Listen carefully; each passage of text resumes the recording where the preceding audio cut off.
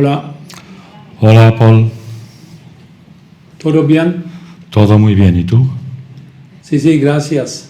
Estupendo. Una pena, estuve en Sevilla desde hace 2 días. Ah, ¿Dónde estás ahora? estamos en Madrid, Paul. Me alegra de verte. ¿Te podías Sí, saber? ha sido ahí por unas reuniones y también la feria. Muy caliente. Sí. Cambia de climato. It's hotter than expected. Hace más calor del esperado.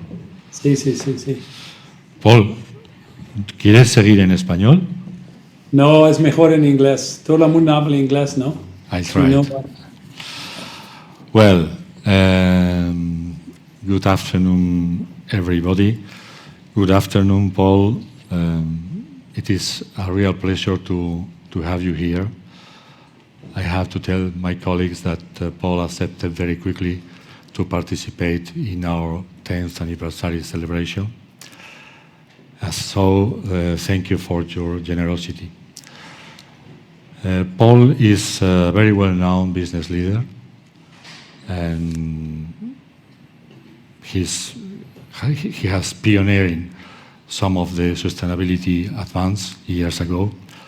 But let me read some words about him so we can know better his commitment with a certain way of running a business and understand sustainability.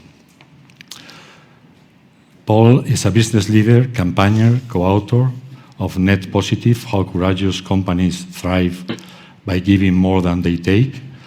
It's a Financial Times Business Book of the Year. You can see it here, and we have checked that it's already in Spanish. As CEO of Unilever, Paul demonstrated that business can profit through purpose, marrying a long-term, multi-stakeholder model with excellent financial performance. During Paul's tenure, shareholders saw their returns increase by 290%, while the company consistently ranked first in the world of sustainability. I met Paul in 2013 in Unilever headquarters in London with a small group of people, and it was amazing to listen to a CEO with such clear ideas about sustainability and how to integrate financial, non-financial performance. Sustainability was not integrated in the strategy. Sustainability was the strategy. And I came back to Madrid thinking something like, yes, we can, something like that, no? And the DIRSes, at this point in time, I thought we were right, we can do it. Today, Paul works across a range of organizations to advance the United States Sustainable Development Goals, which he helped develop. This includes his work to drive system change with Systemic, an initiative which aims to transform systems for a better future, and bold new industry coalitions, including fashion and food. He leads the United Nations Global Compact, is an ambassador for the Race to Zero, and works to develop our next generation of leaders through the Oxford University Said Business School, at INSEAD, One Young World, and others. Paul actively campaigns on a range of human rights issues, including promoting disability inclusion through the Valuable 500 and the Kilimanjaro Blind Trust, which he set up with his wife, Kim. You can follow him on Twitter and sign up to receive his newsletter at netpositive.world, and of course visit him in www.paulpolman.com. We are going to listen Paul for 15-20 minutes. It's up to you, Paul. And later on we have some questions that some of the issues of these questions has been mentioned before during our session, and I think it will be very interesting to listen to his thoughts. Well, Paul, the floor is yours. Well, thanks, Antonio, for obviously that warm welcome and the opportunity to be with you guys. I wish I would be there in person. I love to be in Madrid. We lived for 6 years in Monte Claro between Pozuelo and Majadahonda, and that was some of the best times of our lives, and certainly my kids as well. So next time, hopefully in person. But I want to thank you, Antonio, and also obviously Alberto and Susana for what you have built in the last 10 years. It's obviously increasingly important that we get the right cadre of leaders to deal with the challenges that we have today, and no leader more important, as I will talk later, than the chief sustainability officers in companies, where we are starting to understand that it's rapidly moving from risk to opportunity, where we're understanding that it's not anymore a sideshow, but increasingly has to be integrated in the strategy, or as you rightfully say, has to become the strategy itself. I also looked at your program, which is a rich program, and I was glad to see that John Elkington has been part of that. He's always been a mentor. I've always admired what he is doing, and many of the things undoubtedly that he's talked about should resonate if you read the book. The reason we wrote the book, frankly, I was a little bit reluctant to write it, because I always felt that everything I learned came from someone else, so it must already be in the public domain. And the books that are usually written by CEOs are, in my opinion, either to change history or to stroke their image, and none of that was appealing to me. But Adi Ignatius from Harvard Business Press told me, really share some of your learnings, what worked well, what didn't work, and make it very practical so that many companies benefit from it. So the book is more of a how book. But the more I wrote it, I started to realize it probably should not be approached as just a book, but basically as perhaps the start of a movement that we need. A movement that we need to accelerate the implementation of the Sustainable Development Goals, which I'm sure that you're all familiar with. You know, the situation is very simple if I explain it in 2 minutes, but this wonderful world is 4.3 billion years old. And for simplicity, if I put that at a scale of 43 years, human beings have only been around for 4 hours. The Industrial Revolution only started 1 minute ago. And in that 1 minute, we've cut down half of the world's forests. In the 50 years of our lives, if I may call it that way, our professional careers, we've lost 68% of the world's species, mammals, birds, reptiles. The simple question is really, when is it our turn? Hubert Reeves, who is a philosopher in Canada, said it very well when he said, man is the most insane species. He worships an invisible God and destroys a visible nature, not realizing that the visible nature he destroys is the invisible God he worships in the first place. Last year, World Overshoot Day, which is the day that we use up more resources than the world can replenish, was July 28th. I would argue that every day after, we're actually stealing from future generations. We're living well beyond the planetary boundaries. Our linear extractive production model of dig something out of the earth, stuff it in the factory, and then ending up in incineration landfills or increasingly in the oceans, have come to an end. You know, this world probably at best was designed for 4 billion people, but we have 8 billion people, and modern nature simply does not have the capacity anymore to compensate for our shortcomings and sends the invoices on a daily basis to us. The heat wave in Seville the day before yesterday was the highest temperature they measured for any of the months in April, and I can tell you it felt significantly hotter than I was used to before. So climate change is happening, and it is affecting many people. In Europe last year, the heat wave cost lives to 16,000 people. Pakistan, 1/3 of the country was underwater. The size of my native country, the Netherlands, millions of people lost their homes. We see natural disasters now happening nearly on a weekly, if not daily basis. And the occurrence and costs of these disasters are not only 6 times higher than they were 2 decades ago, but most of these disasters are costing us now $1 billion or more. We're literally at the point that the cost of not acting is becoming higher than the cost of acting. In fact, Deloitte did a wonderful study about a few months ago where they predicted that if we don't do anything and stay on the trajectory as current, business as usual, as you might call it, we would incur by 2070, I apologize, we would incur by 2070 an additional $168 trillion in costs.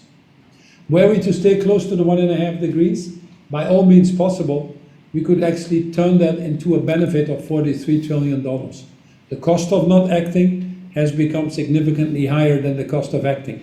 And this makes it such an attractive business proposition. This is why I'm really talking to you from a perspective of hope or opportunity, provided we drastically change course. Of course, things are moving. We know, if you look, for example, at electric vehicles, 2 years ago, it was 4% of sales. We're now approaching 8-9% of sales. They're projecting in the US 20%, 15 to 20% in 2025. The heat pumps at your homes are replacing gas boilers now. For the first time in Europe and the US, we have sales of more than them than we have gas boilers. The sales of electric panels, solar panels, went up last year 60% versus the year before. And we see that change reflected in many different areas. 4,000 companies signed up to the science-based targets to decarbonize their portfolios, put targets behind that for 2030. That's about $38 trillion in value right there. That's critical mass. Most governments now have made commitments to be net zero, either by 2050, 2060, or in very few exceptions, 2070. 91% of our carbon emissions in the world now is covered by these agreements. Things like the IRA, the Inflation Reduction Act, or the European Green Deal, and now the sustainability packages are starting a race to the top. The financial market, contrary to what some people make us believe, is waking up as well. We have $70 trillion of money under management that is actively decarbonizing their portfolios. And all of this, not surprisingly, is coming from signals from the marketplace. Increasingly, employees are figuring out for which companies they want to work, and consumers are figuring out from which companies they want to buy. And the power or signals from the marketplace are getting increasingly stronger. So you have to be daft not to understand that your businesses need to change. And most companies are changing.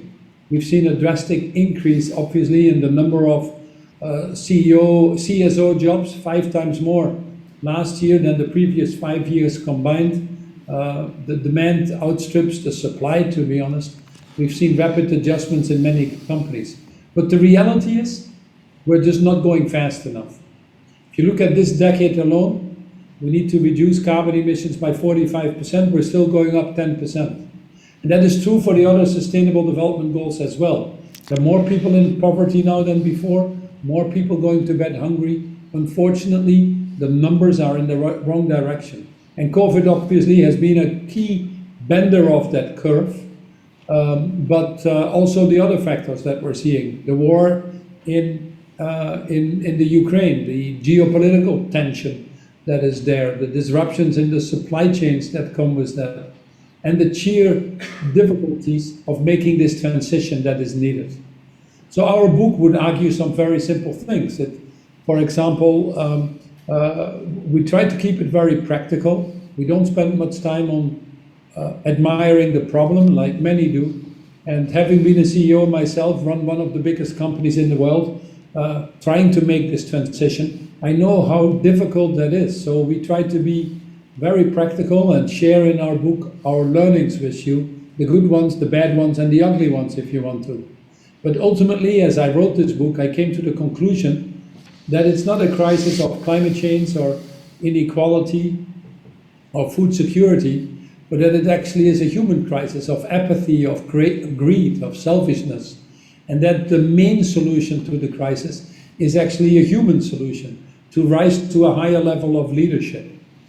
Rumi, who was a poet in the 13th century, said it very well when he said, "Yesterday I was smart, I tried to change the world. Today I am wise, I'm trying to change myself." And this is where every of these journeys start.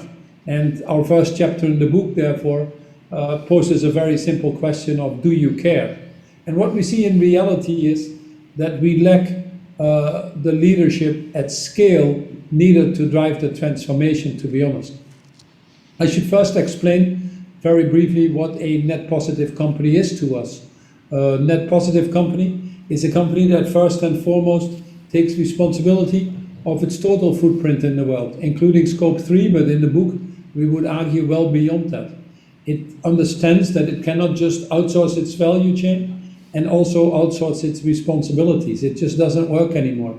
A net positive company understands that if you want to be successful over the longer term, you have to take all of the stakeholders into account. In Spain, you have many family-owned companies, and they understand better than anybody else the importance of their communities, their employees, and taking a longer-term, multi-generational perspective on their business models.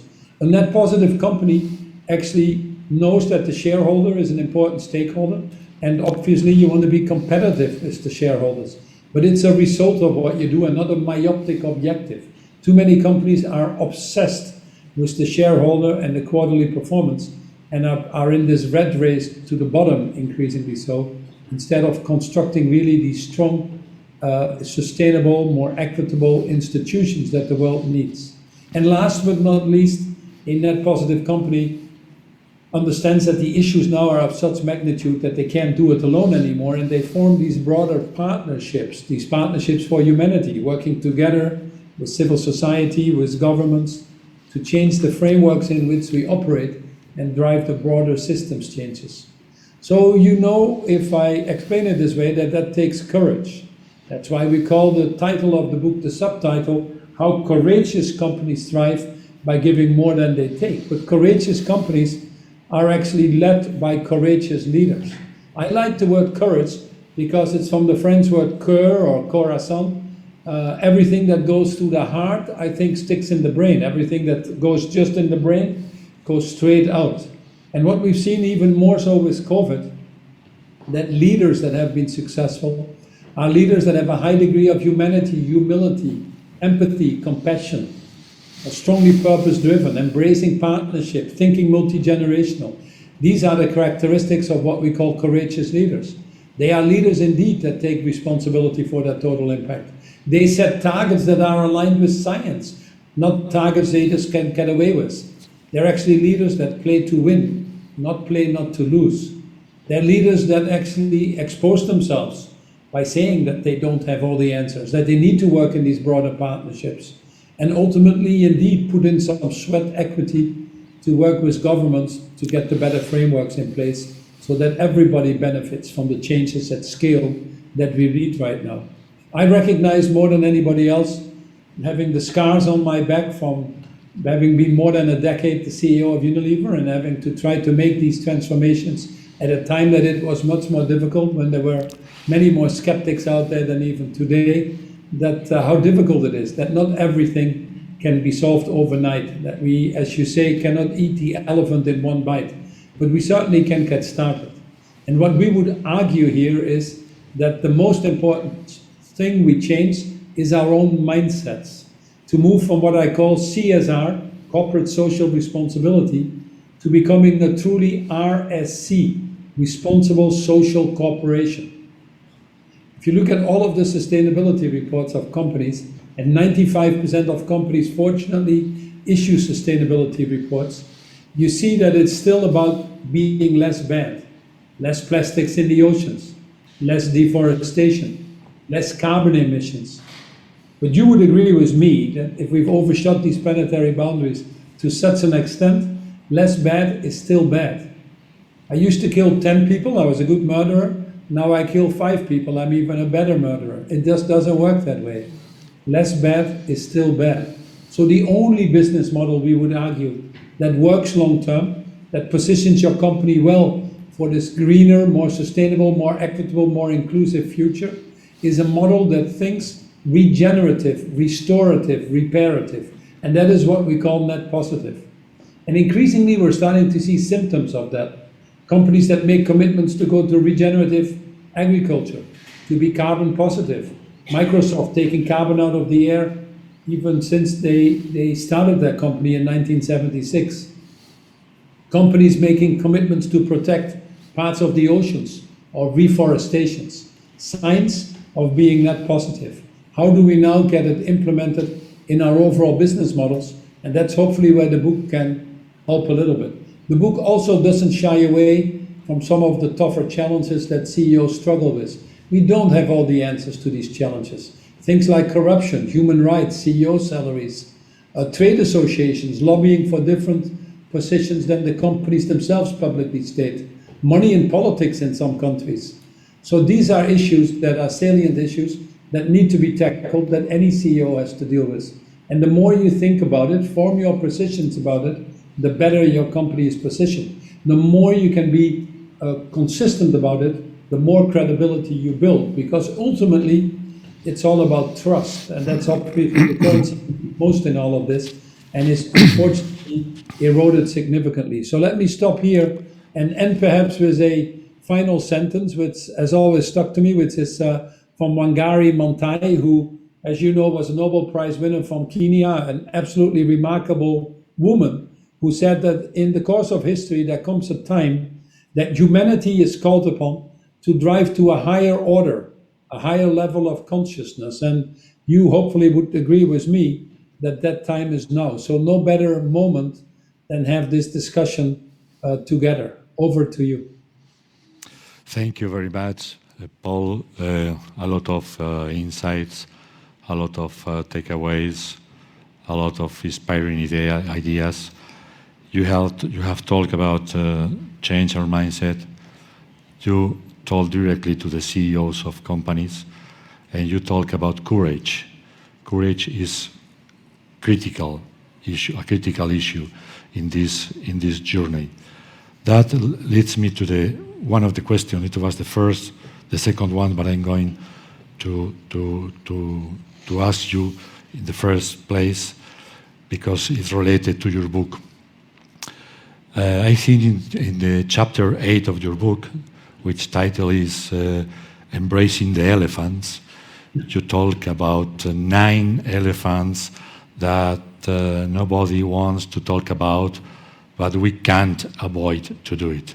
For the audience, for my colleagues, I'm going to describe, to say what are the elephants in the room. First one, paying taxes. Second one, corruption. Third one, overpaying executives. Fourth, paying the wrong shareholders. You talk here about buybacks. Fifth, unprepared boards. 6, human rights and labor standards. 7, lobbying. 8, money and influence in politics. And the last one, broader diversity and inclusion. The question, Paul, how can we challenge these elephants in the room? How do you challenge these elephants? I think you have been very courageous talking about these elephants in the room, because you describe them and you give, in your book, you give solutions to. So how can we challenge these elephants in the room? See, we just did a study not long ago, Antonio, amongst 4,000 people. And we asked them what they wanted from the companies they would be joining. And what is very clear is that even more so amongst the millennials and the Gen Zs, that they want to join a company where the values are aligned with theirs. Increasingly, people are concerned about the state of the world, but they also want their companies to do something about it. And what this survey was meant to do is to tell CEOs, be careful on this most important stakeholder, which is your own employees. Because increasingly, there seems to be a gap between what CEOs say and what CEOs do, or the aspirations that CEOs put out there for their companies and what is really needed.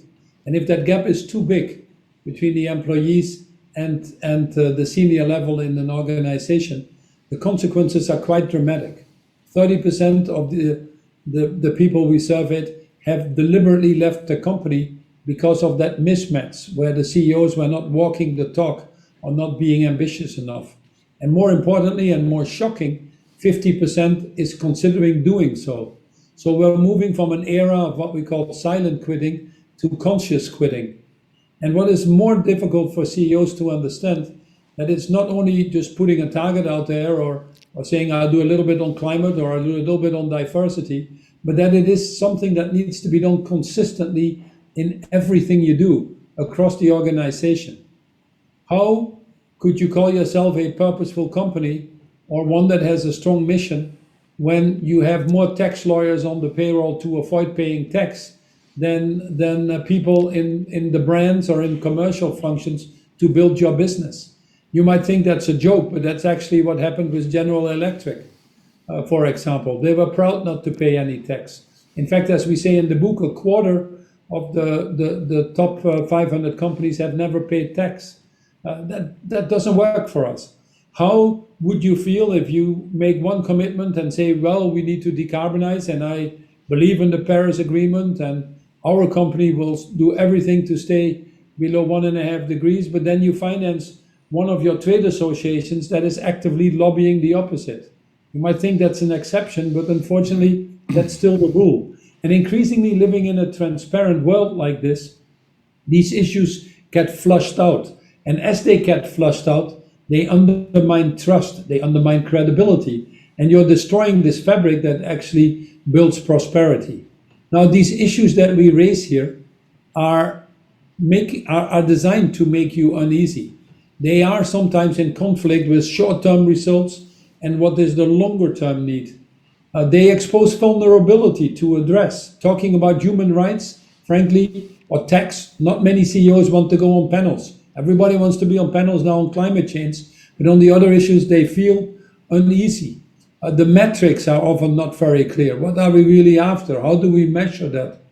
And it gets often in a territory that borders or overlaps with what we historically have given to the politicians alone. But they are so important to everybody now, and increasing in this importance as the needs increase. The gap between what we need to do and what we're actually doing becomes bigger, and the pressures on businesses increase. And I think it's a defining chapter in the sense that it will separate the companies that are average or paying lip service or are already heading perhaps to the graveyards of dinosaurs, with the companies that are increasingly being seen as the ones that you want to have around, that actually answer one of the key questions in our book: how do you profit from solving the world's problems, not creating that? And it's these salient issues that often help you identify those companies that probably are better positioned because they've thought about these issues more. There is not one answer, I understand that, but you certainly would be well advised to have your CSOs increasingly be involved in these discussions and have positions that you want to take. Look at Russia now. We can show very clearly, despite the dreadful war that is going on there, that the companies that made a decision immediately to go out of Russia, to not indirectly finance this war, and to heavily, actively, and openly condemn what is happening there, they've actually been rewarded by their shareholders. Whilst in general, the companies that reluctantly or paid lip service and continue to operate in Russia have actually not seen, in general, the economic benefits from that. So increasingly, we start to see that responsibly behaving, taking calculated risks in this regard, also actually starts to translate into more economic value. I certainly saw that in Unilever. I was always very clear that we had to pay tax. We hire people that have to go to school. We have our trucks drive on roads that you want to function. We have countries that hopefully have a level of stability there. So you want some defense and some protection. All that needs to be financed, including the retirement of people or some of the social benefits for our overall well-being. If companies deliberately not pay tax, it would be, to me, incomprehensible to call yourself a purpose-driven company. In Unilever, we were actually training in many companies the tax inspectors because we felt it would level the playing field for us. We were actively working with the OECD on the brand erosion and profit sharing legislation for a minimum tax rate that we should have in the world. And I think we would be all so much the better for it. The problems of Africa is there's no tax base. There's more money leaving Africa than coming in. for all the corruption that is going on there, it's companies that us in general, from this part of the world, that finance these corruptions. So if we don't really internalize these things and form clear positions and act on those consistently, we will never get to that trust. We will always be, call it half pregnant in a sense, or put your company, frankly, in some cases, in a hazardous position. Thank you, Paul. Thank you, Paul. Another word for us, coherence, no? Yeah. Well, there is another question related to our profession. We all of us are aware that the CEO, CSR, years ago, CSR manager, CSR director, now the CSO director or manager. So, the role is changing. There are new players. It's more demanding. The regulation is increasing. How do you see the present and future of our profession? The present and future of the Chief Sustainability Officer? Well, yeah, so what I'm going to say would not surprise you, but I think we all should be CSOs in the end.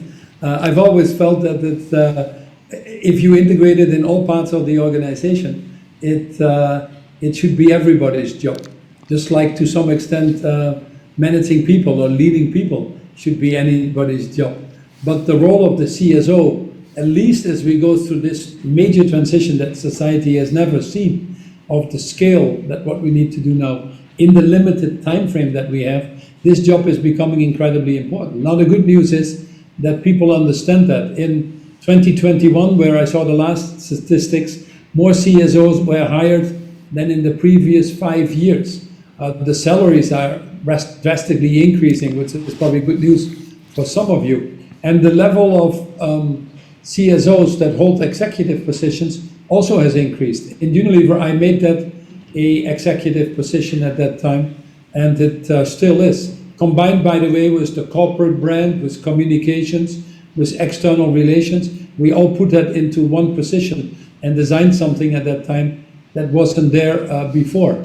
But despite seeing more of the CEOs appearing at the corporate level and in the C-suite, the numbers, although up significantly from 9% in 2016, is only about 30% today.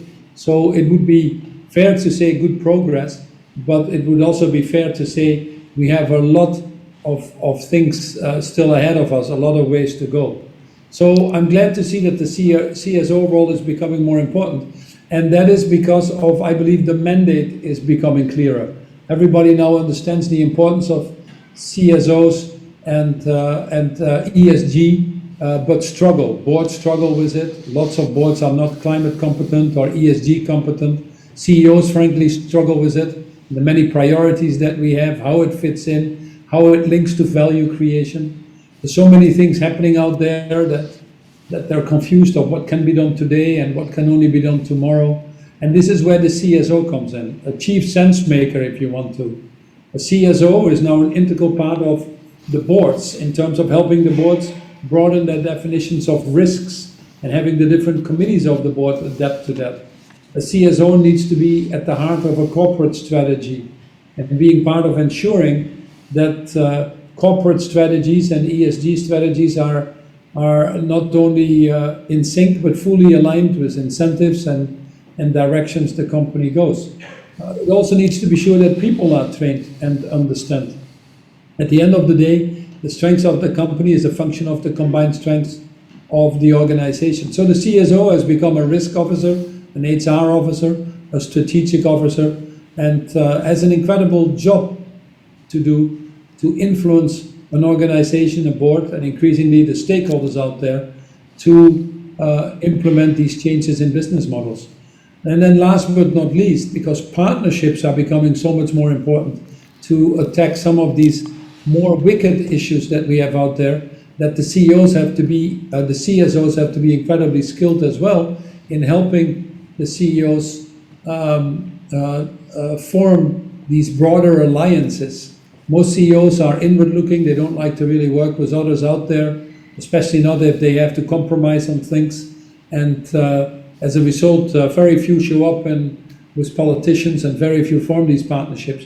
But these are absolutely needed, more so than ever. And this is where the CSO role comes in.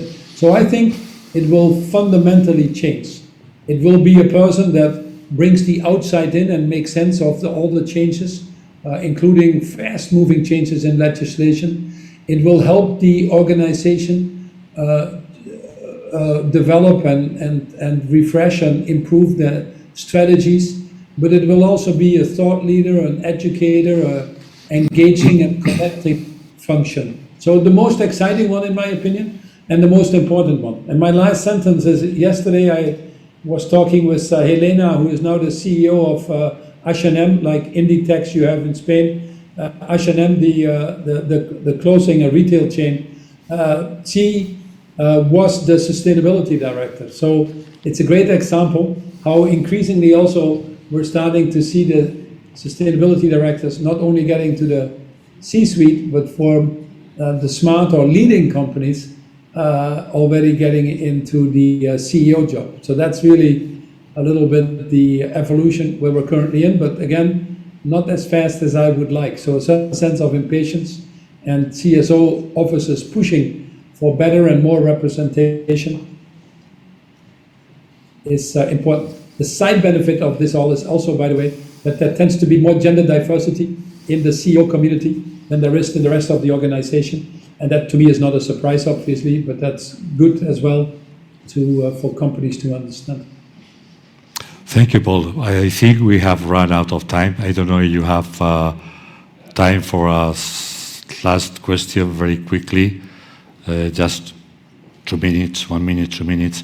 We have been mentioned here during this morning, this afternoon, that there is a backlash against ESG, especially in the United States. Some states are forbidden to invest in pension plan to invest following ESG criteria. There is a complex situation, a complex political landscape, and we were some of our previous guests were, one of them were optimistic, others were pessimistic. What do you think about this backlash? What is going to happen? What is your opinion, Paul? No, first of all, on ESG, as the train has left the station, we've talked about that. I wouldn't be so pessimistic about that. Even in the US, the IRA, the Inflation Reduction Act, the CHIPS Act, and some other things that have come in have really put the US now back on the Paris timing, in some cases even slightly ahead. That train has left the station. Whilst it is true that we've seen a backlash in the US, especially in Republican states, heavily financed by the fossil fuel companies that are worried about not having access to financing anymore, or pressures on their share prices. And these politicians have seen that opportunity to jump on that bandwagon. But the reality is that if you peel the onion and you look, you might definitely see that less CEOs are becoming outspoken, that less and less are using the ESG words. But if you actually look at the real actions that are happening and are taking place, we see those actions, frankly, accelerating. But I think the woke movement, or anti-ESG movement, if you want to, is also partly due to the fact that the industry is very nascent still. And when industries are nascent, the ESG word didn't even exist 10 years ago. When industries are nascent, there is greenwashing. There are claims out there that, frankly, are mind-boggling, and many of these companies are being called out increasingly so. Legislation also goes, legal systems go after them. So that is a valid criticism of ESG. The other valid criticism of ESG is really that since we don't have measurements as clearly as we would like to in some of these factors, it's each and everything. And then there are too many companies that speak out on everything, including some areas where some of the politicians feel that is better served in a more democratic process and in the ballot boxes than via the CEOs. And we just need to be mindful of those. I think all of those are arguments that we should be sensitive to. but I also think that we're well equipped to respond to that. But it's inconceivable to make an investment in a company that is in cotton, and you don't want to know if it's sustainable cotton or non-sustainable. It's inconceivable. I just came from a real estate company here in London, and the first thing they look at is where is the location and what's the effect on climate change. It's not in the US that they prohibit. They just, although the noise is prohibiting, but if you really look at the laws that are out there, they just say we don't want to factor it in. And it's very bizarre, actually, because the US is normally known for being a liberal country. So if you don't want to make it obligatory, which you could decide not to do, Europe definitely makes many more things obligatory, then at least leave the choices to the investors. And what is very clear is, be it the pensioners themselves or these investors, they overwhelmingly are voting to look increasingly so at ESG factors. And the reality is there is increasing evidence that a more diverse organization performs better, that a organization that looks at its value chain and fights human rights violations, etc., is less exposed, that the leaders on climate change that intelligently try to reduce the carbon emissions are actually having a higher market cap. So I think we're at this point of tipping that undoubtedly John talked about as well. And the more we get to this tipping point, the louder the voices of self-interest, vested order, or some opportunistic short-term politicians will be. So be in for a rough ride over the next 6 to 12, 24 months. But then I think these things will calm down, and they're actually already starting to calm down. Some of the most Republican states that make the most noise, Wyoming, Texas, etc., are actually the leaders in the US on green energy. Some of the senators or congressmen that came to Davos to drum up investment in the US were from the most Republican states. The beauty of the IRA package, this Inflation Reduction Act, is actually that it benefits Republican states more than Democratic states. So the talks are increasingly bifurcating, but what's the political noise and what's the reality in the market? But the best contributions that we can make is to walk the talk, not have the greenwashing, set serious targets that we commit to, and stick to issues that are relevant to our businesses, and don't have opinions about everything just to be out there. Okay, a last word to walk the talk. No? It's very important. Thank you very much. It has been a pleasure, Paul. Sorry we have taken a little bit more of your time, more than planned. And well, I have an empty chair here next to me, and I hope the next time we will be here in person. It will be a pleasure. Thank you so much. Muchas gracias, un abrazo y hasta pronto. Gracias por todo. Adiós. Adiós.